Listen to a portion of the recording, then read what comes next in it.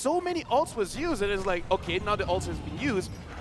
How are they going to take advantage? They're like, okay, first plan, let them use all of the skills. All right, now that they've used all of it, now what? The gas is finished.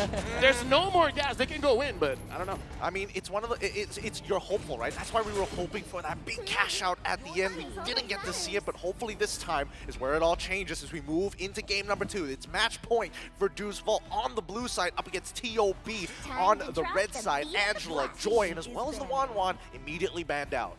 And at this time, we will see that they have switched places. So I'm actually so curious to say what does Team TOB have to show us as a second picker. So let's see if they will open the draft wide open just to take 2 picks, or will they make it so straightforward towards a certain lane. And so far, I don't think that this message is being sent anywhere across the draft. 2 bans from each side, 2 bans that doesn't indicate of targeting a certain person. I would say if they want to open the draft, they can ban the Faramis, because if you ban Nolan or you ban Guinevere, then it's an advantage for this vote. They get either one. Now that the Nolan has been banned, sure, they can ban out the Guinevere, but they're going to open up the Faramis or the Bruno. Yeah, and we saw 100% winner still.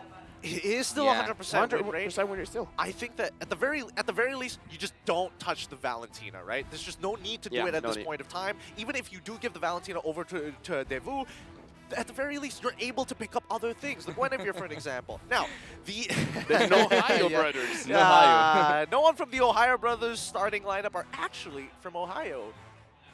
Well, maybe they are brothers? Yeah, you know what? You know what? Let's make this lore. We're going to make it canon now. Yes, they are all brothers. Clearly, Zia's from the Philippines, and therefore everybody else just probably from the Philippines at some point. They have a very big family tree. Yeah. Probably. So now banning it out, Guinevere is here, but looks like they're banning the Baxia, so they're leaving it open. That's actually quite interesting, because they did take the Baxia at the first pick there, and they are so afraid that Team DEVU takes it, and also they have Guinevere open. What was that? Well, maybe it's a matter of confidence, or like more so matchups they're more confident in taking care of, because I'm thinking Super Shark is going to pick up like Kufra at some point. There's a way to fight against the Guinevere, and that's everyone have a lot of dashes. Makes it difficult. So Guinevere is going to jump in, right? Right. But if everyone's dashing all over the place, like, okay, who am I going for? This is one of those situations where even a Fanny could be good. Ooh. A Fanny. You're right. Right? Let's the not forget. Baxia is not there, so probably not invading. Let's not forget that they are on the red side, so they can hold it right up to the very end to pick up something along the lines of Fanny. Valentina as well as Matilda, very good options here for the side of TOB to keep it flexible, but still quite mobile. A lot of dashes, yeah. A lot of dashes as well. A lot of dashes, but also we will see that Valentina again serves the same purpose. I'm not going to repeat the same thing from last game. It serves the same purpose of preventing some picks from Team DEVU, but having that 98% of pick and ban percentage for the Matilda sends a strong message that this hero should be neither banned or picked. But 102%. 100%? 102%. Man. Man, what's that?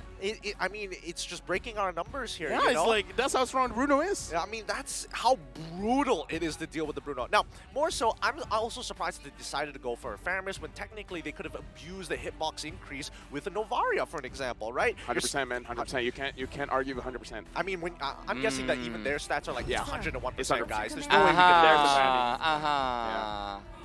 the Okay. Let's just count. This is the first Fanny game in the M5 series. I'm actually so excited to see what can Best Player 1 do, but what I'm also excited to see is the Valentina stealing the ult of Faramis. It's gonna be a zombie land at Team TOB. I'm genuinely nervous about this because I feel like the Fanny got picked up a little too early. There are still very good direct counters towards it. Both suppression heroes are still up in the air.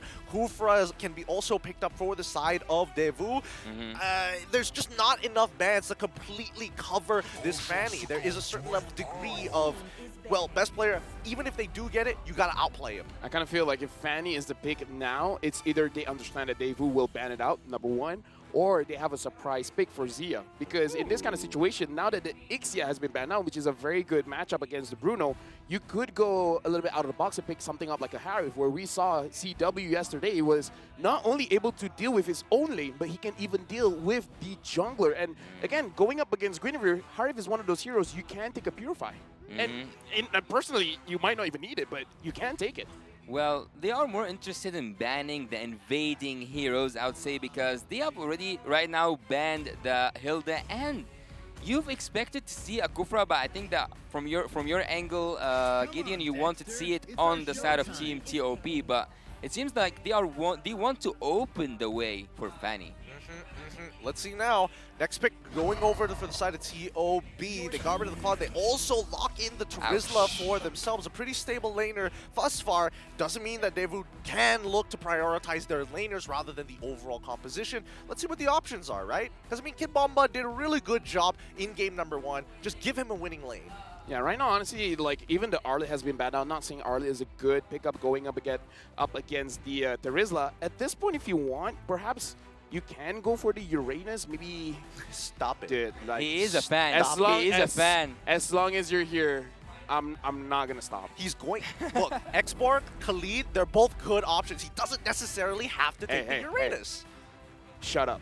No, I swear to God. Okay, I'll tell you what, right here, right now, in 3 seconds, he's not gonna do it. Minotaur, please don't pick Uranus. There we go. Right. Oh, okay, for a moment there, I thought the voice line was about to mess with me. Woo! Did I curse myself? You might have. Well, isn't that the same draft, but just changing the Guinevere for Devo? Brody.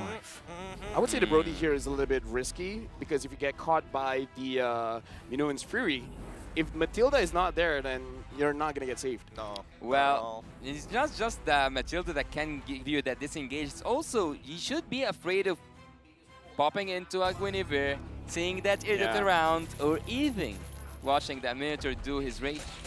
I mean, it's a lot of trust. I think Zia is trusting in his teammates a lot to close out this game, considering the early game, I'm looking at it like best player needs to do some good work here against DEVU. I heard that hips don't lie, but numbers don't lie either. DEVU, according to the numbers, have been winning the draft for 2 games now. What is that lineup rating? 9.9 to 4.5? Almost perfect? What? 9.9?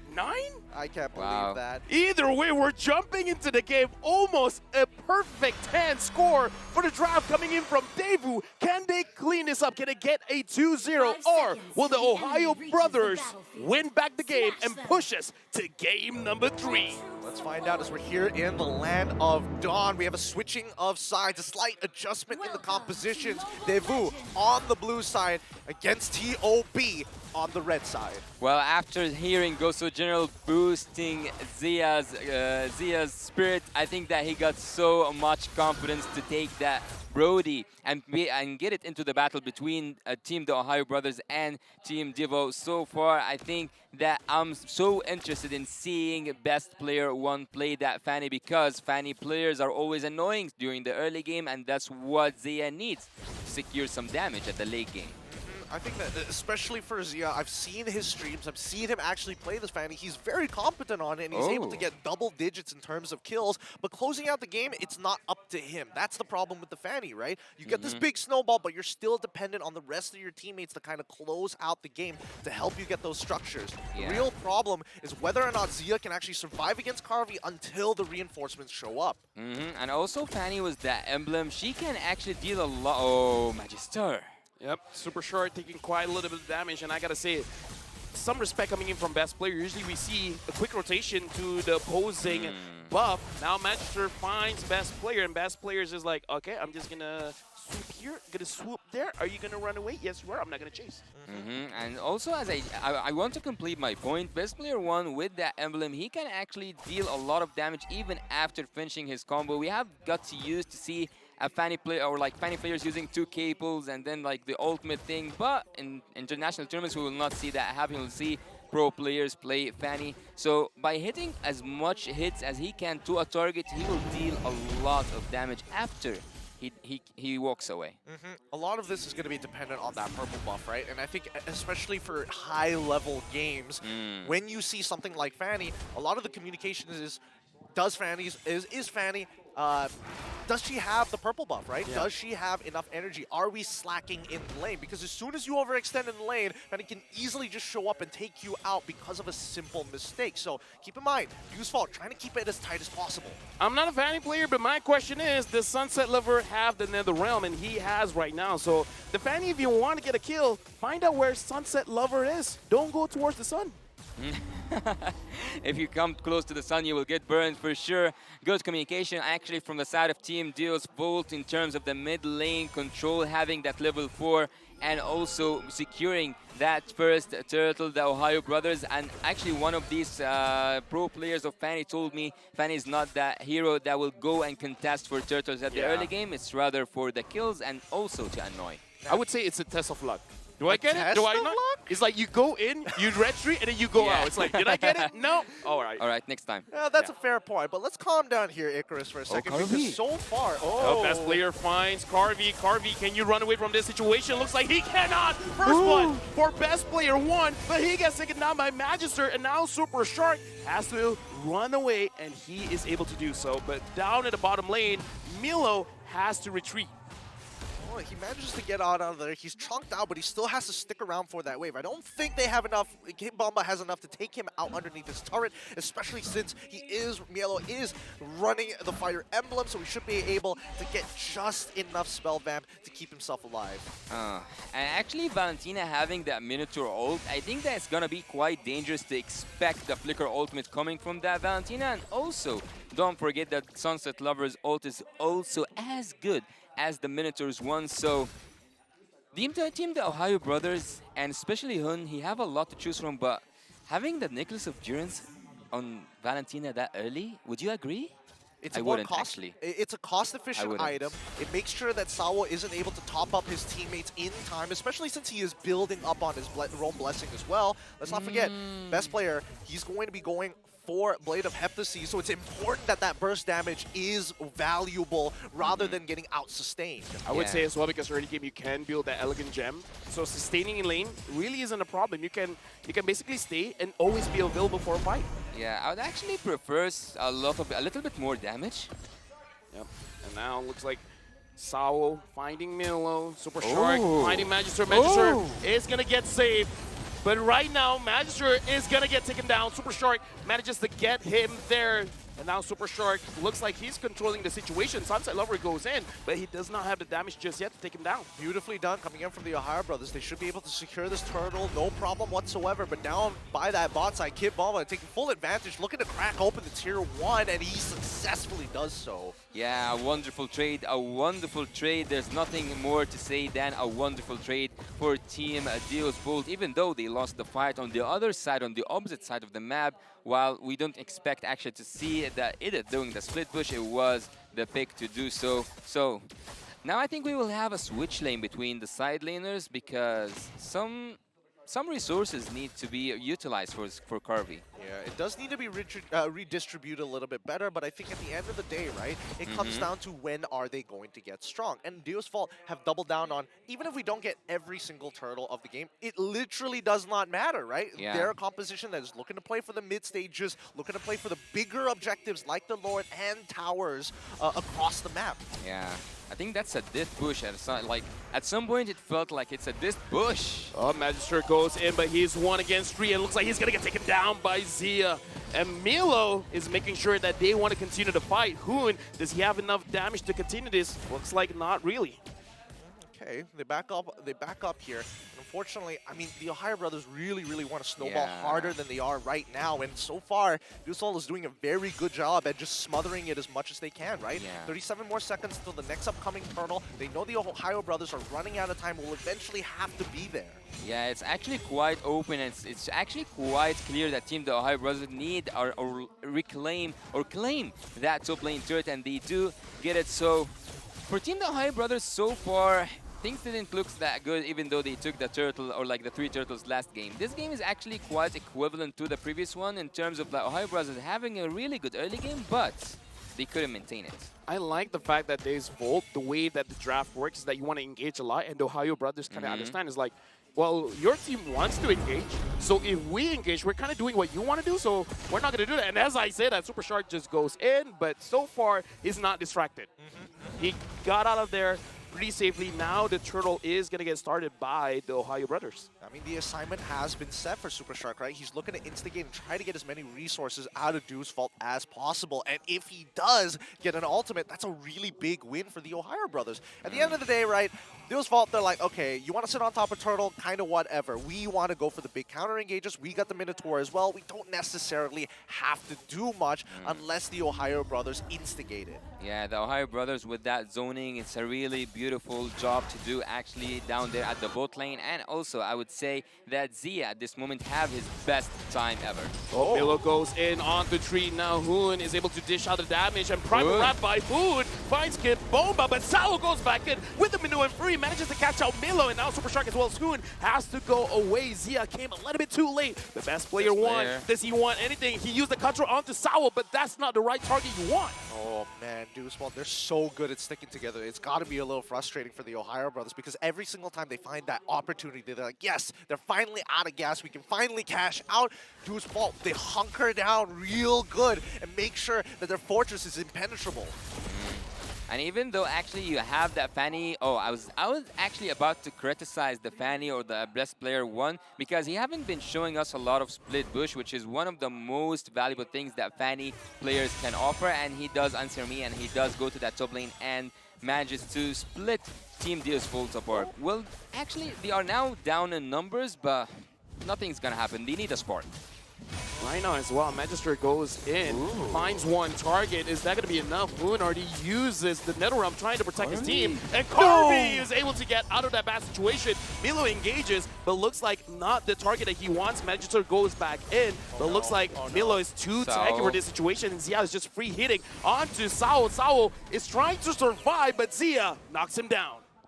Okay, I thought maybe the execution coming in for the Ohio brothers was almost lacking there because Harvey probably should have died, but I think it was a better option for Zia to not use his flicker considering what happened in game number 1. They looked for the punish, they isolated Sawa, and now we have a problem with Super Shark who ends up dying, and Zia's got to run. Yeah, now Zia, Milo as well as Hoon is there. Are they going to help out? Are they going to be enough? Milo goes back in. Kid Bomba has to dash away, and Zia survives. Sunset Lover is going to flank from the side. Will he be there? Milo gets taken down. The Ohio brothers losing members. The Ohio brothers are losing members, but they are winning. Turret's best player, one on the other side of the map, managed to take that second tier and also managed to steal that blue buff. So Team the Ohio brothers, even though they lost that fight on bot lane, they have got a really fair trade in my opinion, but the Lord might go down without even contesting.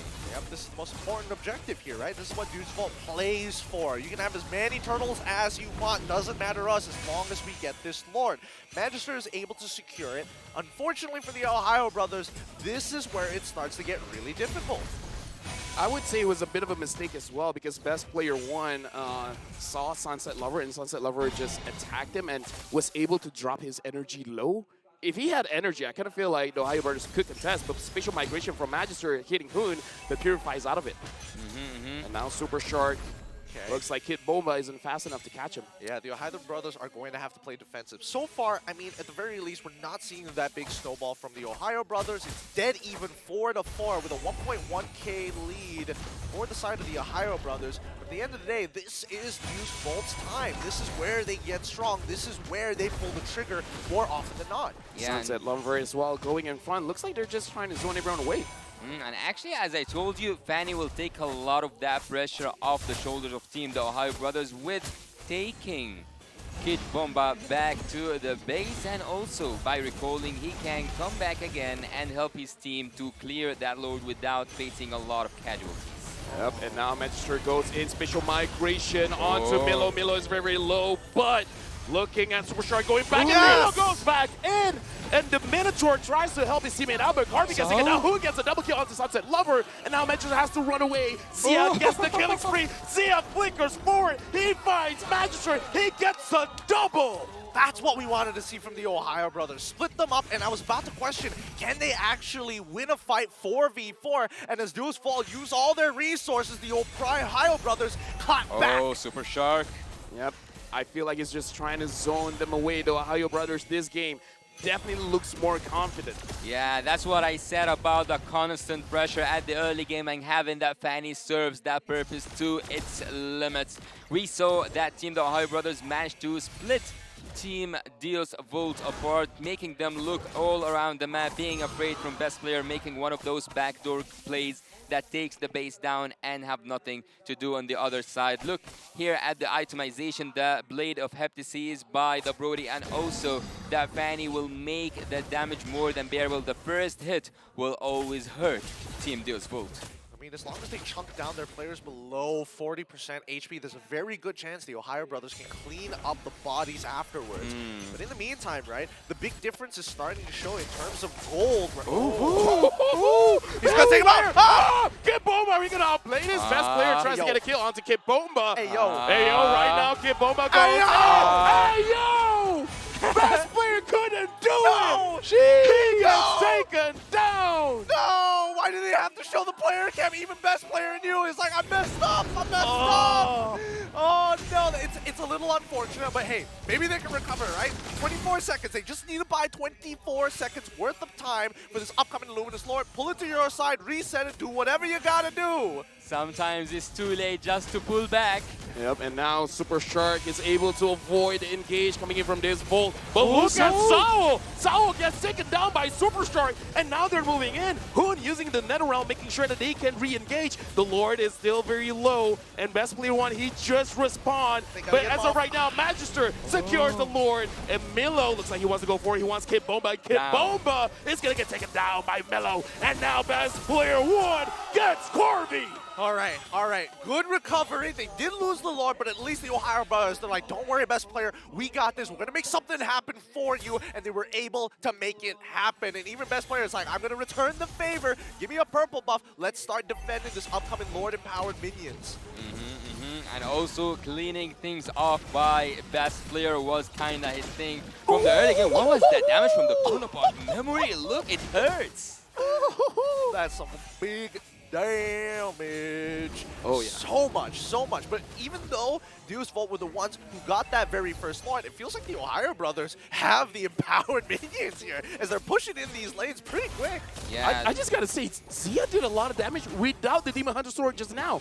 Now he has it. Sao, you can't tank that much. Yeah, he cannot take a lot of damage. As I told you, in case a tank dies a lot at the early stages, he will not be able to bear with the damage coming from the marksman, coming from any damage dealers, let's say, from the other opponent team. Team Dios Volt right now, I think it's really hard for them to bounce back, even though they have a really good draft. All the numbers were in their favors, but again, this is not a game about numbers only. This is also a strategy game. So far, so good for Team the Ohio brothers. They are the ones who managed to play their strategy quite well. I mean, they got to find a way around it, right? Deus Volt, they're now starting to realize that, okay, Zia is quite a problem here. It's going to be a little difficult to get on top of it considering there's so much counter-engage, and more so that Super Strike can bail them out of tough situations. I think as of yet, because Zia is playing with that flicker, Magister might have to change his focus now to look for Zia and maybe get a follow-up from Sawo. Maybe even Kid Bomba might actually have to go for the onward flicker play.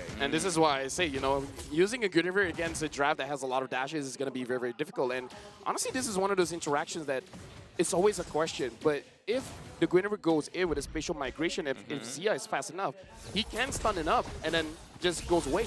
Yeah, but look at this. If you said that he will make that stun, look at also you have Sao. He can knock up Zia and put him upon the ultimate of Magister. So there's a lot of possibilities where Zia is actually, or like Brody is actually a really bad pick here, but he managed to pull that off. 4-0-4. That's a really good KDA so far in terms of the draft against him. He's doing more than fine, but the maestro behind everything, the mastermind, and the one in control of the strings is actually Hun. I don't know. I don't know. I think the Brody is completely okay considering what their draft is aiming to do. But I do agree with Hoon here. It's really important that he's able to kind of gel this team together. Wherever there are holes, he has an ultimate to see. Oh. Yep, Purify used by Super Shark. Magister, a very good catch there. But looking at best player one, he's flanking, and this will, they might not know what's going on. This is kind of looking good. Mielo, I'm looking for the Oh, Harvey gets taken. Oh, but look at best player. He goes from behind, and now there's no more Nether Realm from both sides of the team. Sao is going to get taken down, and best player tried to get a kill onto Harvey, did not succeed. Killing spree for Hoon, and now Hoon has to go away. I don't know how Harvey has been surviving so many attempts by best player. I mean, his positioning is real nice, real sharp. He makes sure that he's not overextended, but more so he holds on to that slide tackle like his life depends on it in every type of situation. If you look at the damage dealt, Hoon, he's been able to get some good Terrifies, but not exactly onto Karbi just yet, and not in a way that can actually be converged upon. Zia is doing a great job with his positioning this time compared to game number one, and now with the Lord in their grasps, I don't know whether the Ohio brothers want to instigate a fight or just focus on securing the Lord. Yeah, I think they should just zone that Lord out and take that Lord down. Team the Ohio brothers at this moment had to relocate, to reposition themselves, and also not just that. Actually, Hun, in all of these things happening on the screen right now, he managed to get that freeze, so we might see an outplay. We might see Hun actually taking a risk and then playing with the minds of Team DeVU. I would say right now the pressure is definitely on the gold laners as well as the mid laners, because it looks like both teams, they're really aiming for those damage dealers. And I got to say, if DeVU, they made sure that Carvey stays alive long enough, I feel like they can defend this. But the moment Carvey is out, and even Sunset, if Sunset Lover gets taken out as well, then it might be game over. Yeah, it could be really tough here, especially with the Luminous Lord walking down towards the inhibitor sides, right? I mean, so far, Magister has been trying to punish Super Shark at the very least, trying to get at least the Purifies down from the side of the Ohio brothers to maybe set up for something bigger. Yeah, it might be so hard to defend this, to be honest. It might be so difficult for DeVU. Yep, and right now, looks like the Ohio brothers, they're going inside the base. The Lord managed to get one inhibitor. The Ohio brothers are trying to focus on the mid. The minion is not there, but Zia wants to force it out. Just a few more hits left. Even best player's trying his best, but this is it doesn't want to go down. Nope, it does I not forgot the English word for it. Stubborn, yes. Stubborn. So stubborn. Very stubborn indeed, but I think it's the Ohio brothers showing respect. If they go for this engage, they know that Milo and Fury is going to come. And now I'm looking at Milo. Milo goes in, he finds Carvey. Carvey instantly gets taken out.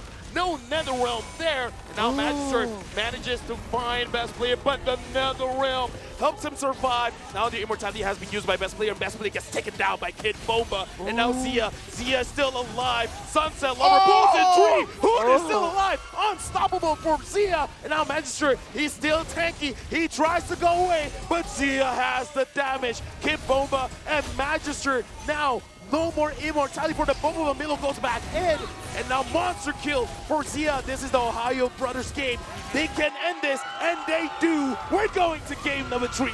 Great game coming up from the Ohio brothers. Similar to game number 1, but they fixed up all the problems, and more importantly, Zia this time not getting caught out as easily as he did. Couple of blunders, but at the end of the day, it's about the recovery more than the blunder itself. The confidence is the key for Team the Ohio brothers. Right now, they have found their own rhythm. Right now, they are on the right way. We saw how much beautiful that draft was executed and how much the numbers could actually be wrong in terms of the AI that we saw earlier on. We didn't see that draft win for Team DeVU. I would say a number that we cannot calculate is the confidence. And just like how Gosu General was saying, it looks like Zia, he was nervous, but this time, not so nervous. And I gotta give big shout out to Hoon, man, for 2 games in a row doing the most damage. I mean, maybe Zia took it back at the end of the push, but Hoon has been super consistent. Yeah. I think even Hoon and Sunset Lover both have been really consistent from either side. There was definitely moments where Sunset Lover could have maybe gotten like a good number of kills there at the end. His damage was really starting to make a difference, but that's only on the condition if you stick too close together. So I think it was really good adjustments coming in from the side of the Ohio brothers, and it's going to give something for Juicefall to actually think about for game number 3. Actually, one of those things is not to consider taking the Paramus Bruno again because, yeah, right now it the broke. 100% Oh my win God. rate. Why'd you? This is the first time, though. There's first times for everything. It is the first time for everything, but with that being said, we gotta congratulate our MVP of the game, Should be brought to Zia. you by the Republic of Gamers. Come on, give it up.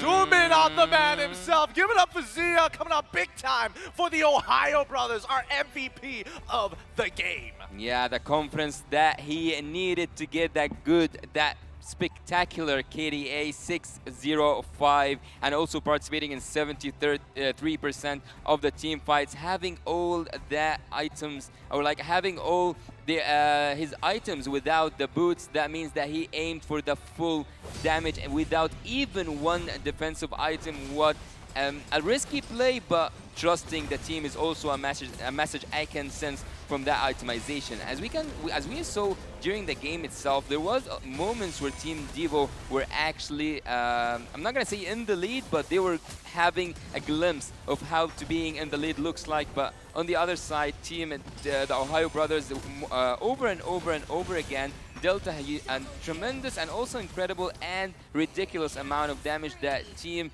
DEVU at a certain point couldn't handle. This was the moment where Zia had his items, where Zia had his confidence. Do we have to? I mean, It's a highlight. show mercy.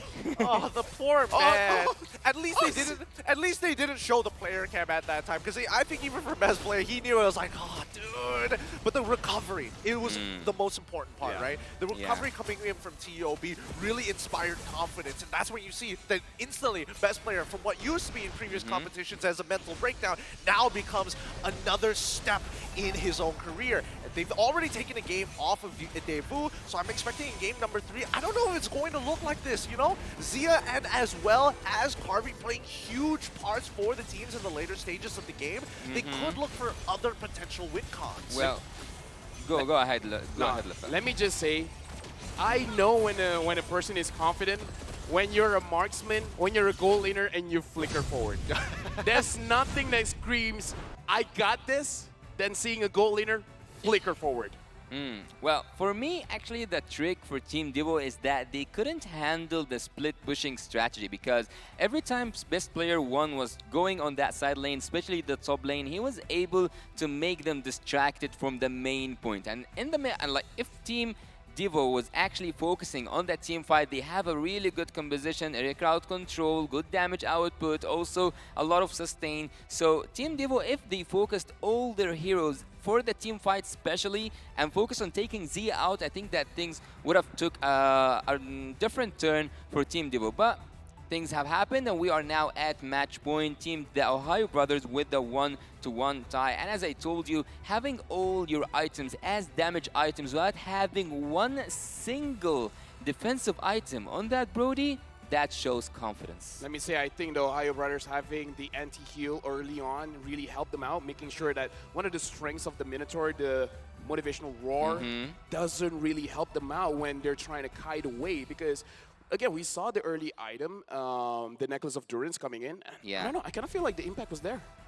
You can definitely see that whenever Minotaur goes into one of those side lanes and all of a sudden, oh, Hoon shows up, you can't really top up your laner at that point of time. You're kind of just stuck in that same position. Now, when we're looking at the damage dealt overall, it's great to see Zia is catching up quick, 73% of the overall team participation, but in terms of numbers, 87.2 in comparison to 72.6. It's why he is the carry. But let's not forget, Mielo's engages here. He's really rallied these teams, especially when he communicates well with best player in that final moment to take out Cardi. The flicker into the penalty zone instantly with the steel cables and cut through from best player really sets the tone for the upcoming match. Yeah, game-changing indeed. And also Super Shark was one of the best statistics on the screen, or were